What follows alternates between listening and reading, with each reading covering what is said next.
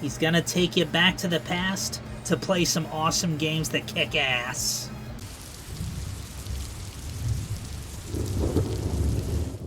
Hello, welcome back to Peace Storm. I am Pluvius Lilon, and today we're playing Apollo Justice. And when we last left off, the trial was brought to a halt when Vera passed out from acute atroquinine poisoning, and now Phoenix is showing us a flashback trial. I'm assuming it's computer simulated, but it is a simulation of his final trial because it has something to do with the current trial, apparently. Very impressive, Mr. Wright. I have to say I expected nothing less. We've only just begun. I was hoping you could tell me a bit more about what happened, actually. I did not think you would believe me if I told you. Better that you discovered the truth for yourself. I was thinking of you, you know. I think we need less thinking and more talking. That night in the hospital, what really happened? The way your eyes gleam, Mr. Wright. You'll scare Trucy. Speaking of which, where is she? You've seen the problem yourself, the letter. The one shot in the forehead one, right? Yes, and the reason he speaks of. I could not deny my mentor's wishes, even if it meant my own death. Why not? This is something I will not say, for now at least. What's this for now business? I've done many things in my life, some well, some poorly. But there's a cross we must bear alone to our graves. We? You wanted to know about the night of the incident? Finally. This guy sure likes to take his time getting to the important stuff. Of course, I had no intention of shooting my mentor. I snuck into his room that night at the appointed time. And found there upon his bedside 2 pistols. 2? Yes. The one I had used on stage, and the one that had been used by my partner, Valent. Oh, for the Zack and Valent's quick draw thing. My mentor had the look of one sleeping. I stood by his bedside, hearing only the light sound of his breathing. Then I took the pistol into my hand. I cannot deny. My resolve faltered then for a moment. You faltered? You mean you thought about shooting him? Recall there was a reason I could not refuse his request. His last such request, though not his first. So, there were other requests you couldn't refuse before? To be honest, I've not always been steadfast, and I fear I've brought pain upon Trucy. Was Magnifi coercing his disciples somehow? Just what was going on in Troop Grammari? Yet, in the end, I did not shoot him. Instead, I turned and shot the clown. I took the pistol I'd fired and placed it in my pocket. In your pocket? I believe if you examine the bullet in the clown's head, you'll find it to be different from the one in my mentor. What were those called? Rifling marks. Yes. Well, that's all I have to tell you concerning the case. Concerning the case? You mean there's something else you can tell me? You're a fascinating man, Mr. Wright. Thanks? Yes, there is something. My mentor, his eyes opened. What? Magnifi Grammari? The old devil. He was not asleep, you see. Of course, the gunshot would have woke him anyway. And there we had our last discussion as mentor and pupil. It was not a long discussion, maybe 5-10 minutes or so. What did you talk about? Mr. Wright, did I not just tell you? It does not concern the case. Zack Grammari he seems pretty steadfast to me. Or maybe just stubborn. Mr. Wright, your presence is requested in the courtroom. Once again, I am in your hands. Right. Let's get back in there.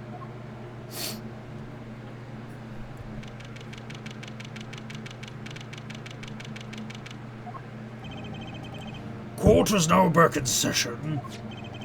During our recess, a bullet was found in and dug out from the clown's head. Well, this is news. And the rifling marks? There wasn't time to do a detailed analysis, though they did find the weapon type matches the murder weapon. Well, that's not very conclusive, is it? Which is why I'm about to call my very decisive witness. Your decisive witness? How many times have I heard those words?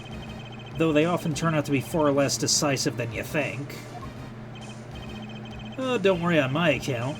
I'm quite confident this witness will do the job. After all, he is intimately acquainted with the players in our little production, being the other half of Troop Grammarai's famous duo Zack and Valent. Valent Grammarai? So we get to meet the Great Magnifi's other disciple.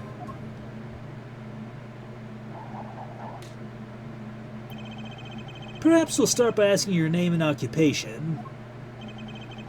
Valent Grammarai, magician. And you're the decisive witness, are you? You can prove your fellow student, your partner's guilt? Fate, the grand illusion, filled with traps and tricks. Wait, the shooting took place in that hospital after 11 o'clock that night. If you're a witness, does that mean you were there that late? If one were to deduce this logically, the conclusion is yes. Okay. I always get the characters, don't I? I have an interesting fact for you. You see, several days before the crime, my witness received this. That looks very familiar. Wait. That's the same letter Zack Grammarai received. Yes, or perhaps I should say, ta-da! Order! Order! And what does it say? Surely not the same thing. Perhaps you should see for yourself. Why, it's practically the same. The court accepts this into evidence. This is most unusual. Exactly what was going on with you folks? What exactly was your Troop Grammarai up to? By which you mean... I'm just having trouble envisioning a man who would ask his students to kill him. Both of them, no less. It's just my opinion, Air Judge. But from these letters, I'd say he was coercing them, not asking them.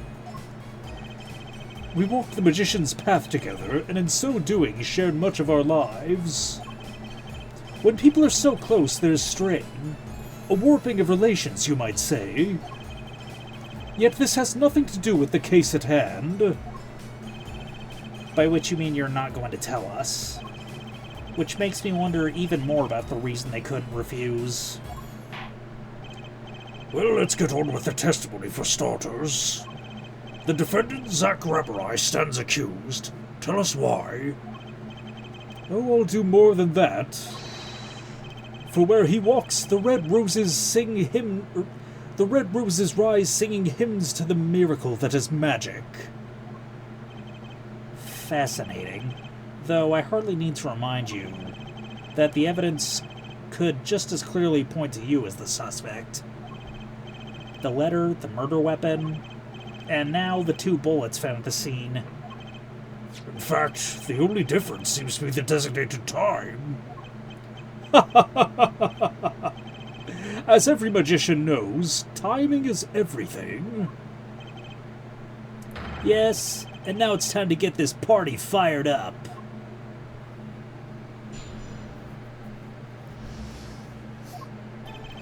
That night I visited the hospital room at the time Magnifi requested.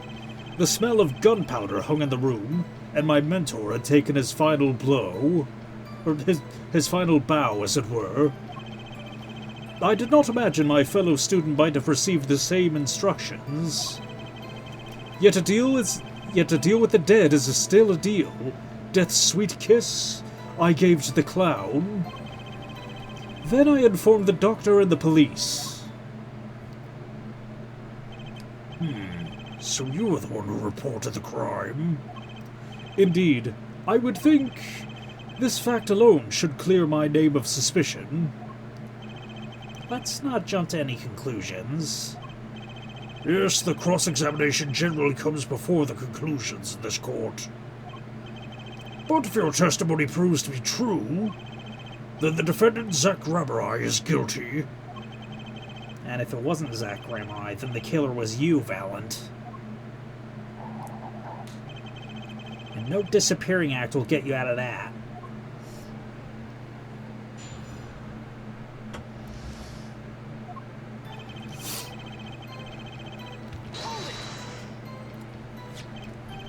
Which, according to the letter, was 11:20 p.m. Indeed. In magic, timing is everything. Right. Consider the illusion of teleportation. If I were to appear on stage before my stunt double is left, how would that look? Why, it would reveal the very secrets of my magic. Now that you've revealed the very secrets of your magic for all of us, let's move on. You went at the designated time, and then what did you see?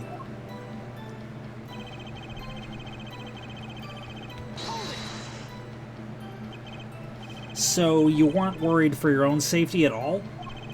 I mean, you smelled gunpowder, yes? What if the shooter was still nearby? I did not consider this, to be honest. It is forbidden for a magician to have a good imagination. Really? Isn't magic all about illusions and imagination? How about this? You were the shooter, which is why you weren't afraid. Now you're the one imagining. It is forbidden for a lawyer to have a good imagination. The witness will refrain from pausing so suspiciously before responding. My forbidden imagination is starting to imagine things.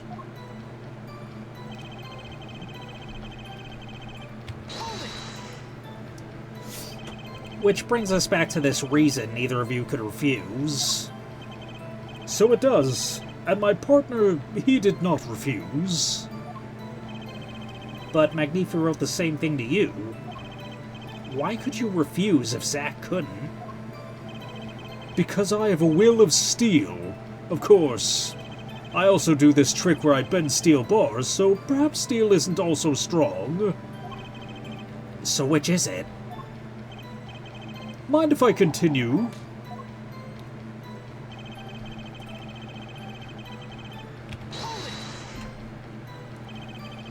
There were 2 bullet holes at the scene, one in the victim and one in the clown.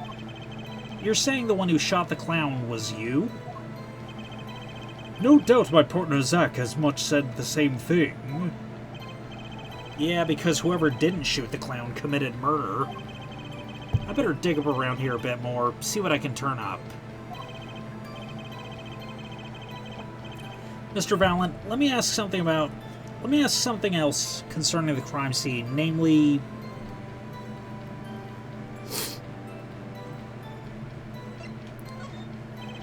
How many pistols were there when you entered the room? By which you mean what, precisely? 2 pistols were used in the Zack and Valent quick draw shoot-'em, correct? 1 for each of you. You're well informed, yet... Only one of my old friends sat in the hospital room that night. What did Zack tell me back in the lobby? Of course, I had no intention of shooting my mentor. I snuck into his room that night at the appointed time, and found there upon his bedside table 2 pistols. I took the pistol I had fired and placed it in my pocket. I see no problem with that statement. Only one pistol is visible in the photograph of the crime scene, after all. So you picked up that pistol and fired it? Indeed I did. Alakazam, Alakazing, Alaka-Boom. Is the number of pistols really so important? Actually, let me ask about something else. Very well. The witness may continue with the testimony. What can I do but obey? Oh yeah, let's ask about the bullets, actually. Rifling marks, bitch. In order to shoot a pistol, you need a bullet. Where was the bullet? I entered the room and took the pistol in my hand. The bullet was already loaded, ready to fire at any time. A magician is always prepared, you see. Prepared for... One never knows when a miracle will be called for. A magician always has 7 doves in his pocket, and a white rabbit up each sleeve. Clearly we're dealing with professionals here. Is this bullet that was loaded in the pistol really so important? Without a loaded bullet, we wouldn't have a murder. It's very important, Your Honor. Very well. Please add this detail to your testimony. What can I do but obey?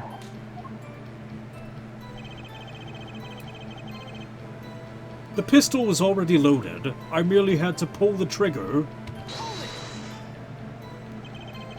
If the pistol was already loaded, something doesn't make sense.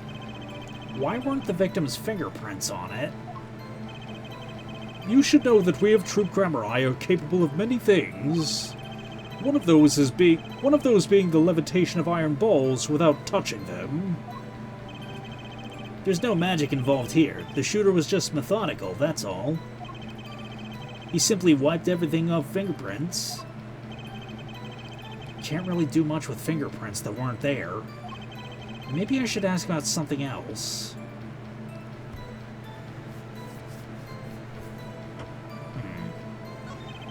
Where exactly was the pistol when you entered the room? Atop a small bedside table it was. As if to say, here I am, take me into your hand, pull my trigger, shoot him. The victim clearly wanted to be shot. But why? Perhaps he wanted to go out with a bang. Yet we'll never hear the truth from his lips, so all we can do is guess. Is the location of the pistol really that important? I don't know, let's see.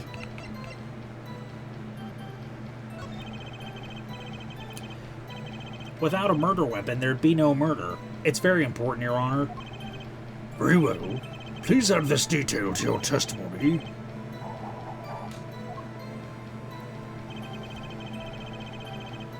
I took up the pistol from the small table and shot the clown.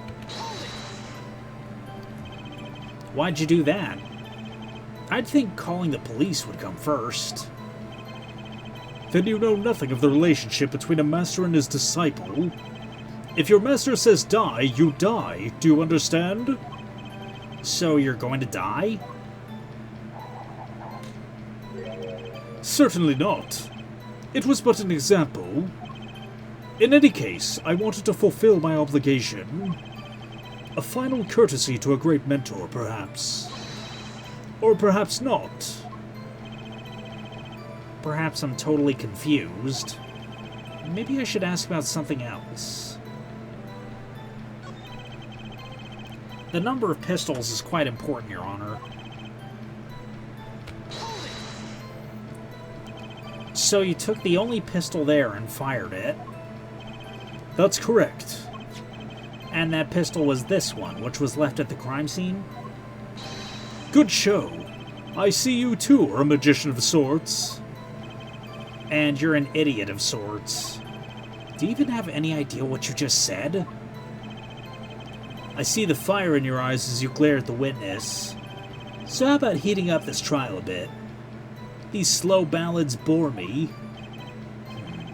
I've got a hunch, but maybe that's all it is. Maybe I should ask about something else. On second thought, let's run with this testimony for a while longer.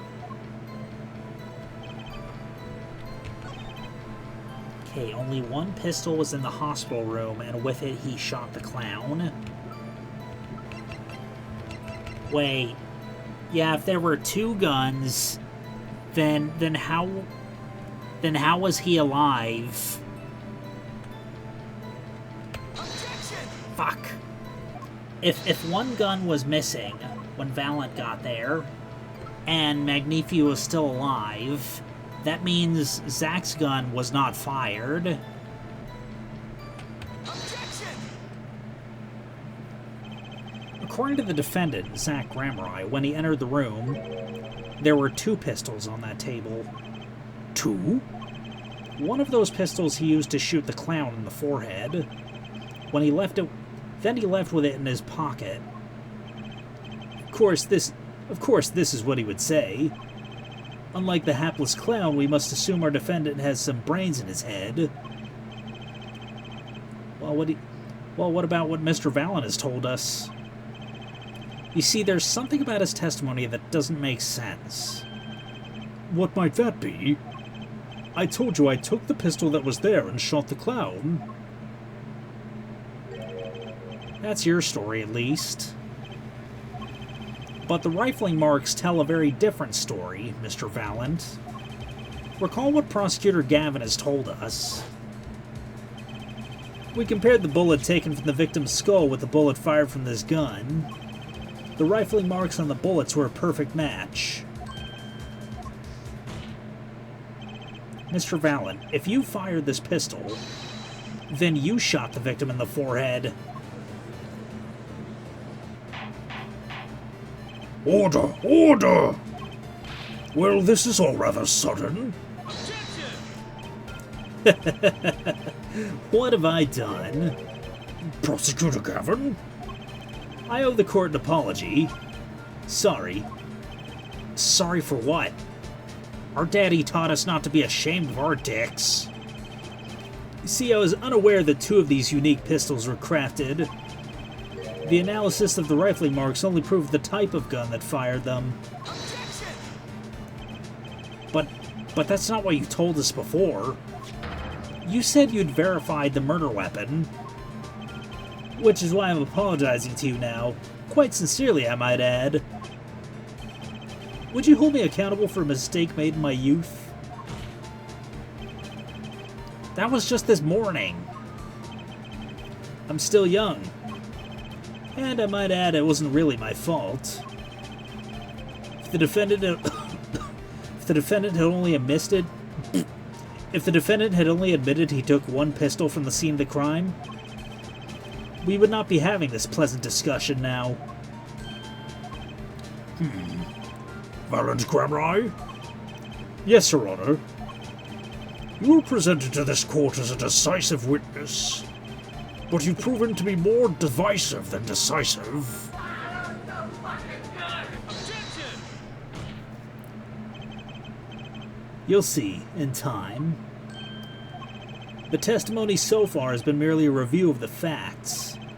The proof comes next. Care to elaborate, Prosecutor Gavin? When Mr. Valent entered the hospital room, the victim had already been shot. As his next testimony will prove, they're right, the real fight is about to begin. Bring it. Very well. The witness will now testify to the court. Help us determine who shot what.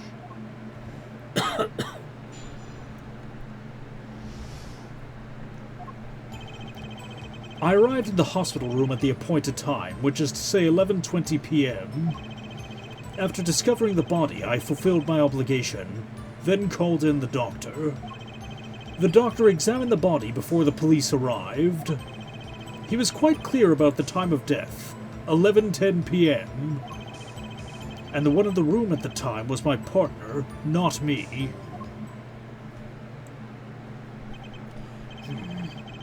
Those times are rather close, you have to admit. You're talking about an alibi established over a matter of minutes. use a 10-minute discrepancy as the basis of your alibi. It's easy to explain in this situation, Air Judge. For example, take our debut hit single, 13 Years Hard Time for Love. Cue to the song, press the play button, and it'll play for about 2 minutes, 15 seconds. Do it 100 times, the result is the same. Their debut single was only 2 minutes and 15 seconds long? What a ripoff. Magic is a world of utmost precision. Hocus pocus requires admirable focus. And the time of death determined by the doctor there's an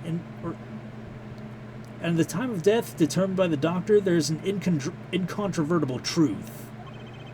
Very well. The prosecution warns us that we're dealing with rather precise times. And we could expect the cross-examination to require the same level of precision. I would hope the defense refrains from its customarily broad, sweeping accusations. Lest we blur the focus this case so clearly demands. Point taken. Baseless remarks will result in a penalty. Carry on, Mr. Wright. Carry on. Right. Okay, I'm gonna save before anything else.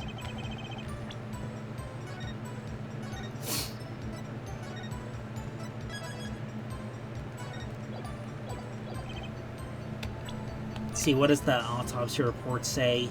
Okay.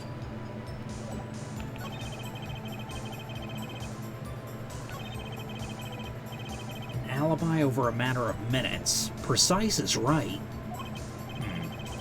Pressing with impunity will earn me a nice penalty, too.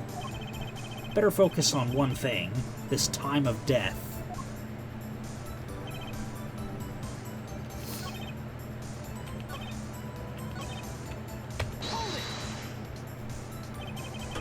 I don't think I'm stepping out on a limb to say I have some doubts about this. How could the doctor be so precise with the time? We do usually get an estimated time of death, true. I'm not sure I've heard of a verified time of death. Magic revels in making the complex appear simple, but reality is the opposite. What appears complex in this case is a simple matter of subtraction. I see another person has done their arithmetic homework. The point here is the IV the victim was taking. It's quite visible in the photograph of the scene. Recall we heard earlier about the victim Magnifi Grammarized schedule. Every night at 11, Magnifi took an IV drip for 30 minutes. I can see the IV bag right there, yes. Now look a little closer. Follow the tube down from the bag to the end. Oh, the needle's been removed. Doubtlessly it fell out when he was shot. That would seem to be the case. When the needle comes out, the IV no longer drips. You could just measure the remaining IV liquid. Precisely. The IV liquid functions for our purposes as an hourglass of sorts. This is how the doctor determined the time of death. From the amount remaining in the bag, it was determined that the IV had stopped 10 minutes after administration began. And so it was, when I, Valent, entered that room. 10 minutes had passed since the horrible crime was committed. And this is proof. Well, Mr. Wright? Did that seem important? Well, seeing how it was the biggest clue we have to the time of death, I'd say it's very important.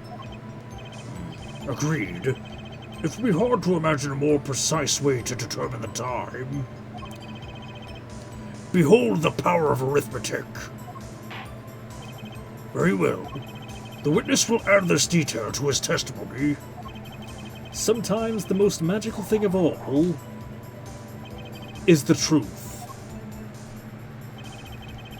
The water of life springs not eternal. The remaining IV liquid proves my innocence. Well, I'll save again.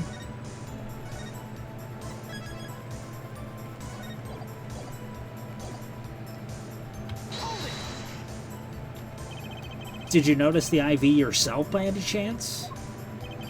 When first I entered that room, the stench of gunpowder assailed me. Next, the mark of death upon my mentor's forehead. And then his left arm did I spy a rose drooping and wilted. Its thorn, the discarded IV needle. Knocked from the vein by the force of the shot. Luckily for you. If that IV had not been there, why, you might be a suspect. Indubitably so. I might say it's thanks to my lucky color. Your lucky color? Indeed, even today I wear it proudly upon my suspect self. For it always without fail brings me luck. When I say Zack and Valent won their first Magician's Grand Prix, why, when Zack and Valent won their first Magician's Grand Prix, yes, the very one held by the Association of International Magicians, I was adorned by this attire then, too, and our trophy, a bust. Oh, what a day that was. This is one trip down memory lane no one needs. My lucky color, yes indeed, and that IV, too. I say I think 'twas hewed especially for me, Valent. That does seem to be the case, indeed. Well, Mr. Wright, any thoughts on this testimony? Valent sure looks happy with himself. Okay, how about this lucky color testimony?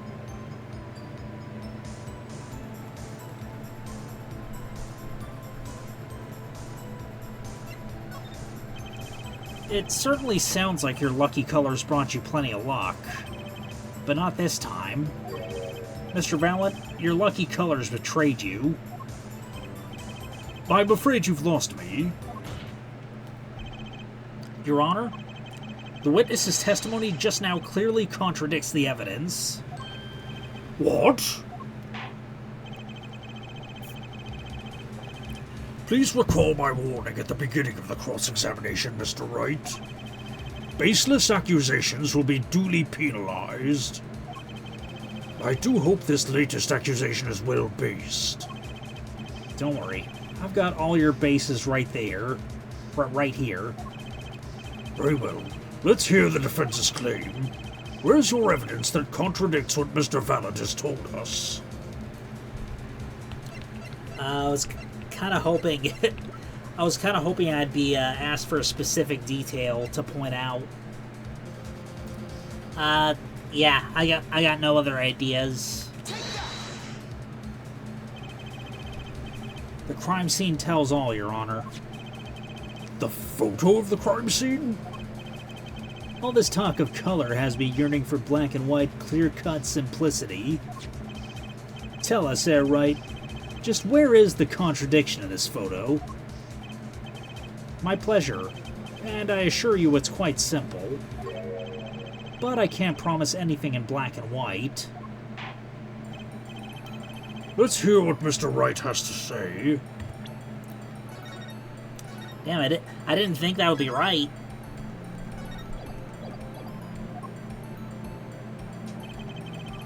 What in this photo contradicts the witness's testimony? Yeah, I was gonna say his arm looks fine.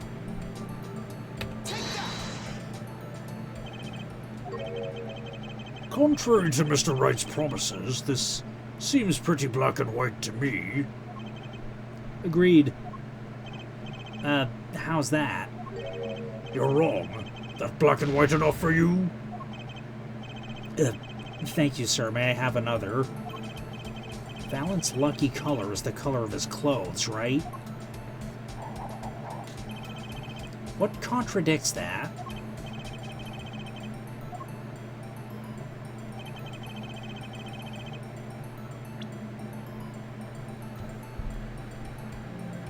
Do I have to find something yellow to point at? Alright, I'm out of ideas. Oh, the IV liquid. Take that! Valid Grammar, let's get one thing straight about your lucky color. It's yellow, yes? Kind of takes the mystery out of it, but yes. Something wrong with the yellow, Mr. Wright? Yes, there is. Decisively wrong, in fact. Take another look at the photo of the crime scene. What's this? Confusion, doubt. Tell us, what do your elderly eyes spy? Even my elderly eyes can see a problem here, Mr. Valent. Look at that IV bag. I just figured the IV fluid looked green because it was in a blue bag. What is this? What foul magic? It would be hard to call the IV liquid yellow. Unless you peed in his IV bag.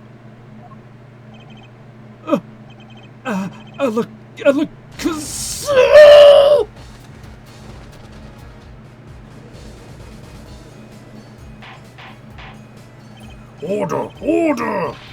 What does this mean? Objection! This is some kind of mistake. Miss Prosecutor Gavin, your witness's mistake. The greener they are, the harder they fall. I suppose there's no substitute for experience. Valent Grammar, as you reminded us several times, your lucky color is yellow, but the IV is clearly not. Well, this contradiction can mean only one thing. Objection!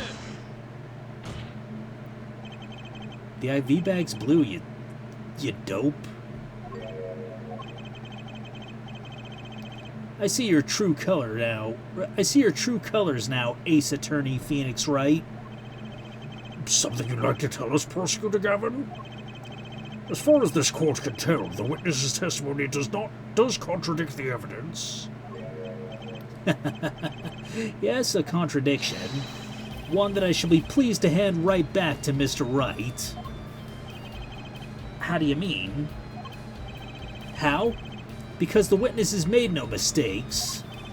I agree that at a glance the IV liquid does appear to be sort of a greenish yellow, but I assure you the liquid itself is quite yellow. Yellow liquid? How can you say that? Oh, I peed in the IV bag, no big deal. As far as I can tell from this photo, it's green. Yes, but what color is the IV bag itself? Thank you. The bag? You mean the plastic bag on the hook? Looks like I want to say light blue. Precisely. Figured it out yet? This... Bro. This is almost... I want to say this is like a reverse 11037, because it's so obvious that you wouldn't guess it, because you'd think the characters are smarter than that. Like, whereas 11037 made the trial too easy, the green IV liquid is something you wouldn't guess, because you'd think the characters could figure it out for themselves. Put a yellow liquid in a blue bag and you get green. This, incidentally, is the liquid's true color. I see. Your explanation does have the ring of truth to it. Objection! As I thought. There's no substitute for experience, Prosecutor Gavin. What? You may tell a good tale, but you've only just proven something rather grave. For you, that is. Grave? The liquid in the IV is yellow, yes. But how did this witness know that? It's quite unnatural when you think about it. You did think about it, didn't you?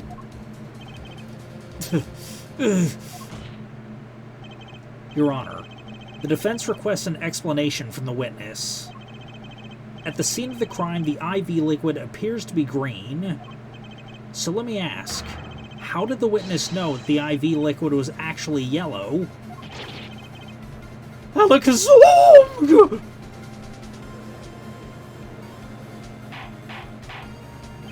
Order! Order! Mr. Wright, you'll explain this at once. The witness clearly knew the color of the IV liquid, so I'm sure it means something, but what? I can think of only one possibility, Your Honor. The witness, Valiant Grammari, has testified that the IV liquid was yellow because... I guess because he'd seen it before? From the facts before us, the answer is clear. The witness knew that the IV liquid was yellow. Why? Because he'd seen it before. But not inside the blue bag we see in the photo. He saw the liquid by itself in a clear, colorless bag. I suppose he would have had to, but I'm still not clear as to what this all means. Ask yourself, why would he know if he didn't work at a hospital? That's where you'd find your meaning, Your Honor. I'm afraid I find nothing. So what if he knew the IV liquid's color? Leave the getting excited over absolutely nothing to our teeny bopper fans, yeah? The IV liquid is the only evidence proving the time of death. A 30-minute hourglass with 20 minutes worth of sand remaining. Your claim, Prosecutor Gavin. I remember it well. However, there's a critical difference between an hourglass and an IV bag. Wait, I know. An hourglass uses sand, but an IV bag uses liquid. I'm right? As much as it pains me to say this, Your Honor, no. Unlike the sands through an hourglass, IV liquid enters the patient's body, at which point, like magic, it disappears. However, what if the amount of IV liquid had increased? You couldn't tell, could you?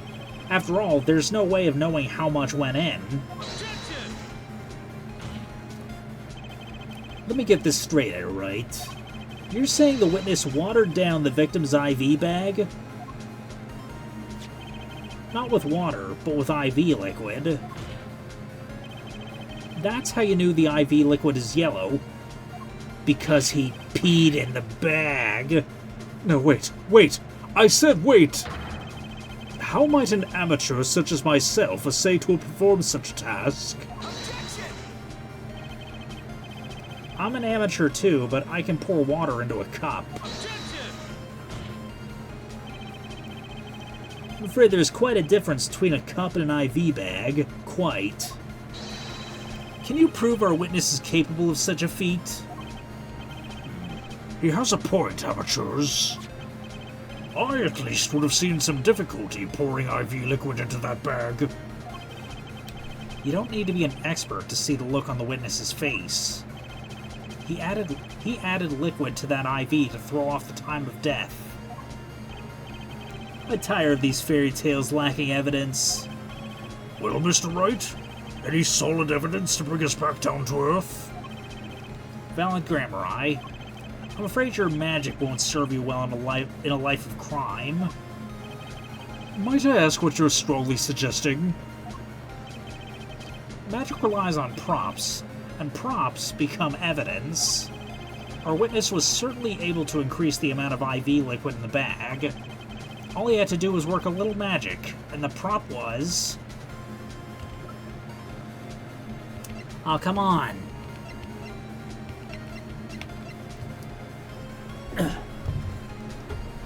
Where's the pee? I don't have pee in my evidence. The syringe, I guess? The victim's syringe? It's the perfect prop for the magically increasing IV trick. And easy enough for an amateur to use. What kind of evidence is that? The syringe was clean, not a trace of liquid in it. Objection! And don't you find that odd, Prosecutor Gavin? What? The victim had the syringe to administer his insulin shots. There should have been traces of insulin left inside. Well, Valid Grammari, as you pointed out yourself, the IV liquid makes the perfect clock.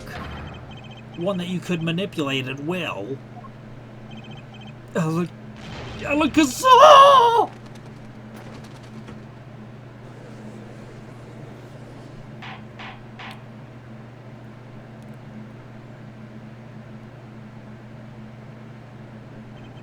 I do believe, well, with this being his first, that the burden of this trial has been a bit too much to bear for Prosecutor Gavin.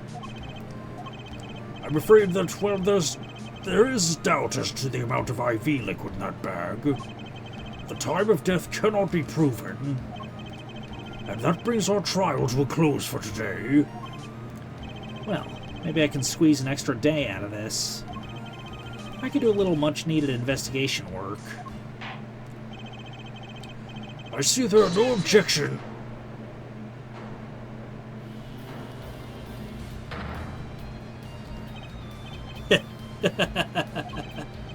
Truly, there's no substitute for experience.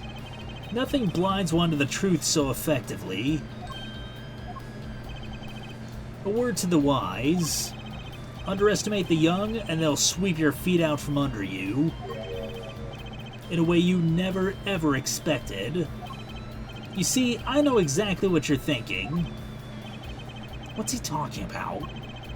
You say the witness used the syringe to manipulate the level of the IV liquid, but there's no proof.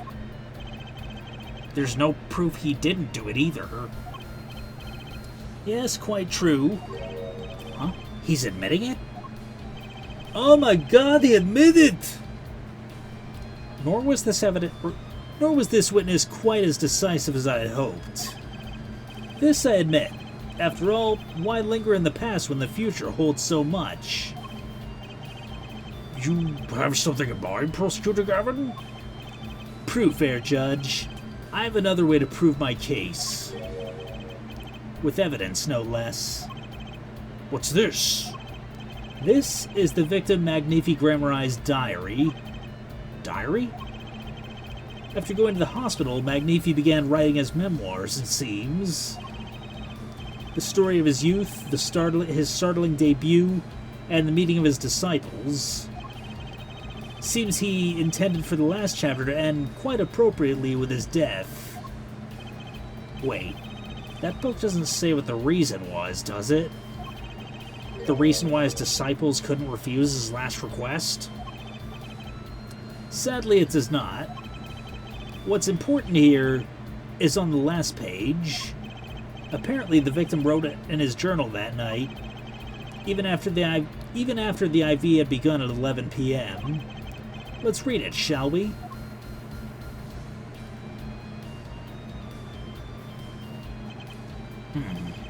This does appear to have been written just before his death. The court accepts this into evidence. Read the very last part with particular care.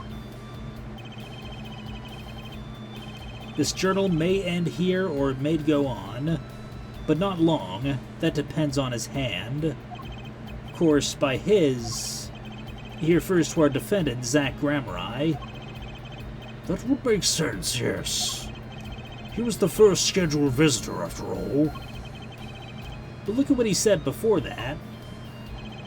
This journal may end here or it may go on. It may go on. Magnifi Grammari intended to write again. That is, if Zach Grammari didn't pull the trigger. I see the defense understands the meaning of this. The victim's diary does not go on, it ends. Because Magnifi's life was brought to an end by the defendant, Zach Grammari.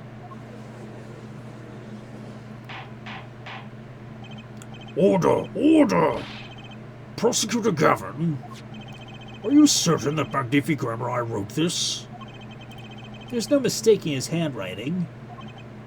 Well, this does seem to be significant. According to this, Magnifi did intend to continue his diary. Yet if his diary ended here, which plainly it did... Then the one who pulled the trigger was the first visitor, Zach Grammari. Well, how do you like me now, Air Right? Still too green for your tastes,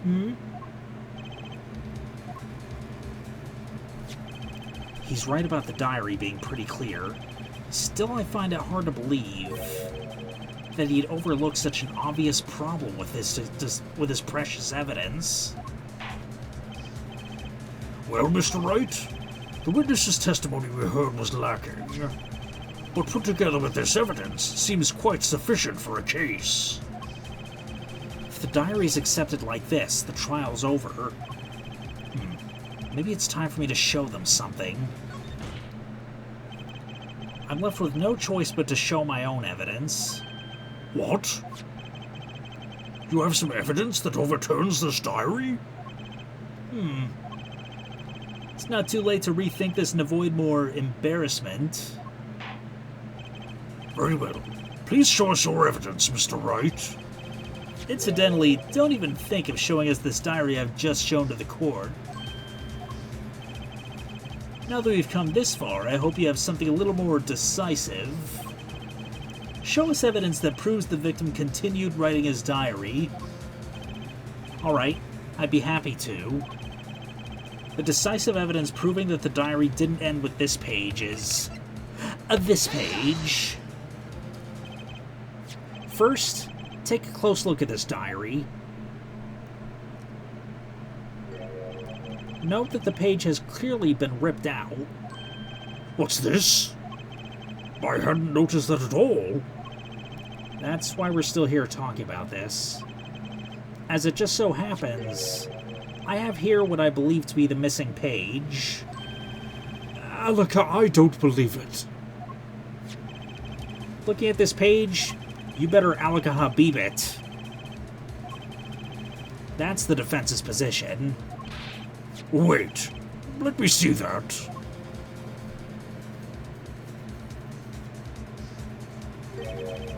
What in Sam Hill? Why, this is the continuation of the victim's diary.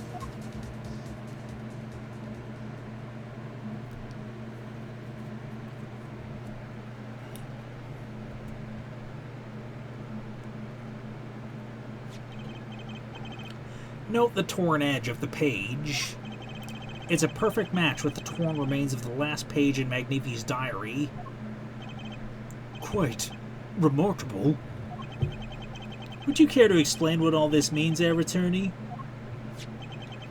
The diary continued after his first visitor came, which means that the victim was still alive after Zach Grammari left, leaving no one to take his life but the second visitor, Valent Grammari. No! No! The handwriting, too, matches that on all the other pages. This is without a doubt the genuine article. Order! Order! But wait! That's impossible! That old man couldn't have written that. Objection!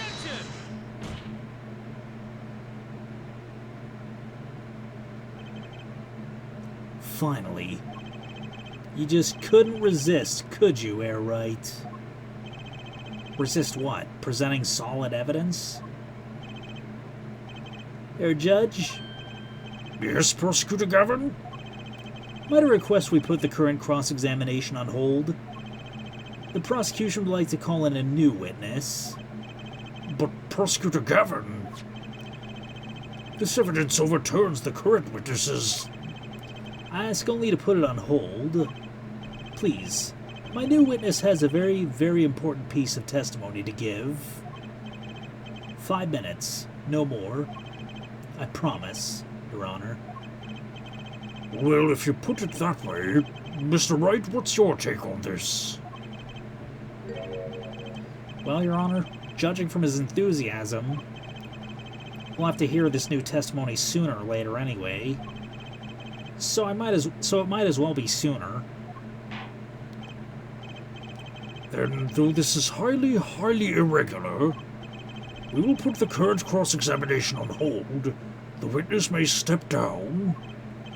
Now, Prosecutor Gavin, please bring this new surprise witness to the courtroom.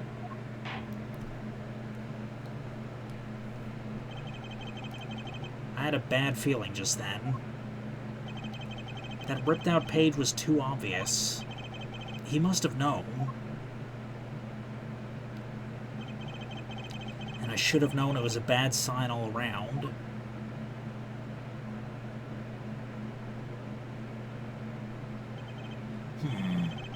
Holding trial with no audience is a first, even for me, Prosecutor Gavin.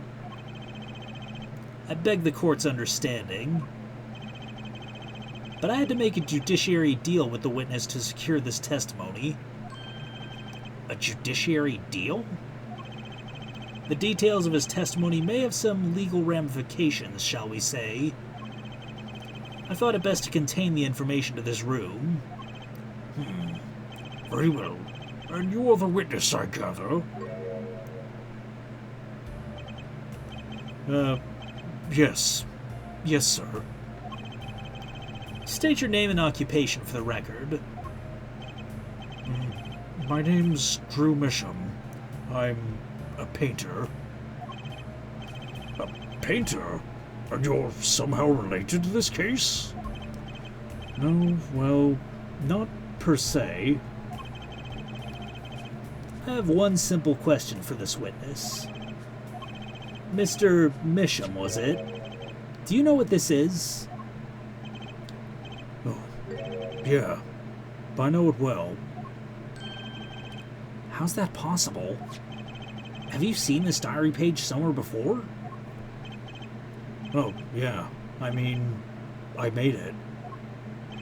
You what? You made it? Yes. You might call it one of my works.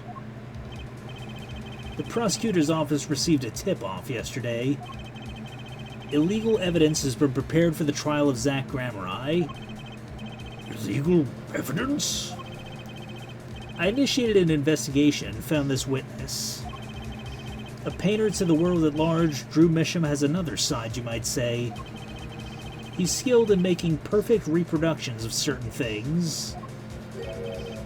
Forgeries, in other words. Forgeries? Well, so, we are to understand that this page here is... a fake, prepared by a certain defense attorney. Objection! Hold it. I didn't prepare this evidence. Objection! The attorney speaks.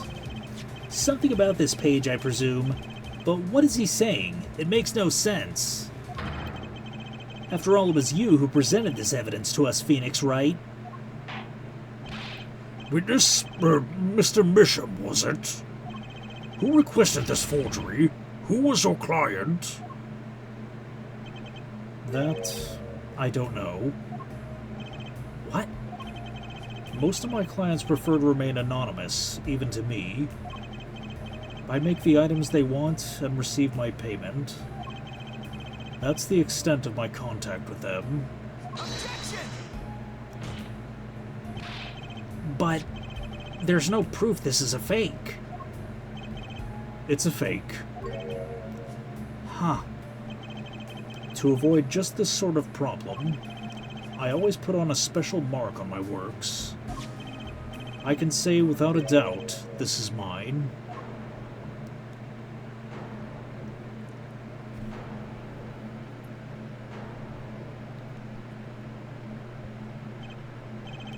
Mr. Wright, you've just presented illegal evidence to this court. My court. It was careless of me. That's all I can say. Oh, old boy. Here. What's this? I don't know. I just got it over there in the hall. They told me to give it to the old boy in the blue suit with spiky hair. They said it was really important. It was all a trap. A fatal trap.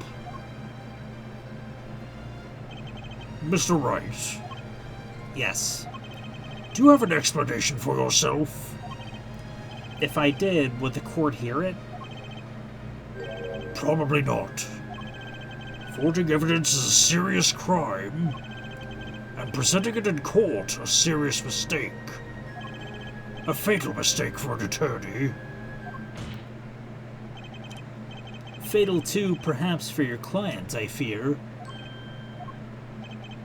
Tell me, what kind of defendant relies on forged evidence? The answer is quite clear. A guilty one.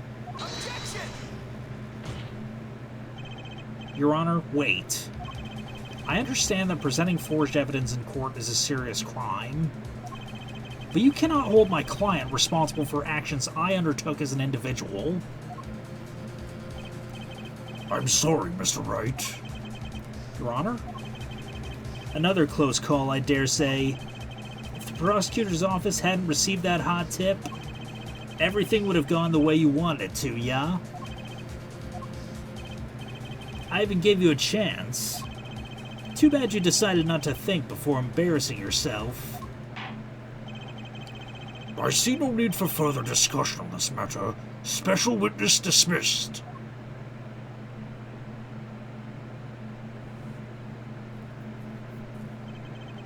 Mr. Attorney, Yes?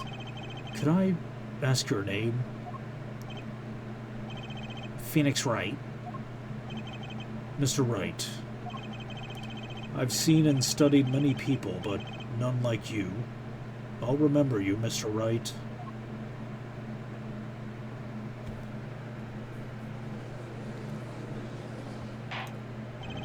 Though I deeply regret having to declare a verdict in this way, this trial is over. You have the right to find a new attorney and make an appeal. However, this court must... There, Your Honor. Yes, Mr. Zack? There's one thing I wish to make clear. Today, in this courtroom, you cannot declare me guilty. It's impossible. I'm afraid the defendant is quite mistaken. I most certainly have the authority to declare a verdict on you. Except, tell me, how do you plan on announcing your verdict when your defendant does not exist? Doesn't exist? What are you talking about? I'm talking about this. Mr. Enigmar. The defendant's escaped. Find him, quick! Bailiff, close all exits from the building. On the double, he must not be allowed to escape.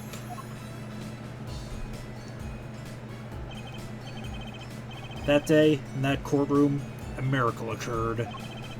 The defendant, Shadi Enigmar, aka Zach Gramerai, did not just escape from court.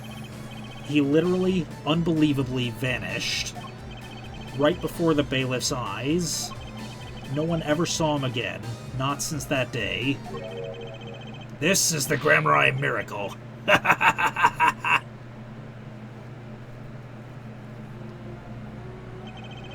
No verdict was declared.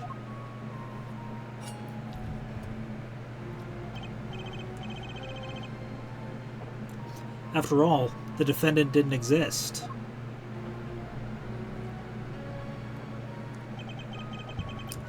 That's how it happened. The trial of magician Zach Gramerai vanished, along with him for all eternity.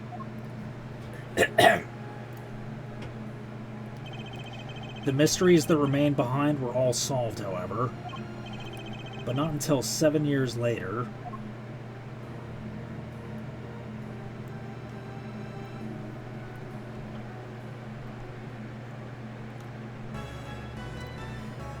And that concludes the flashback trial. So next episode, we will resume the current trial. But if you enjoyed this video, then no further actions required on your part. And we'll see you next time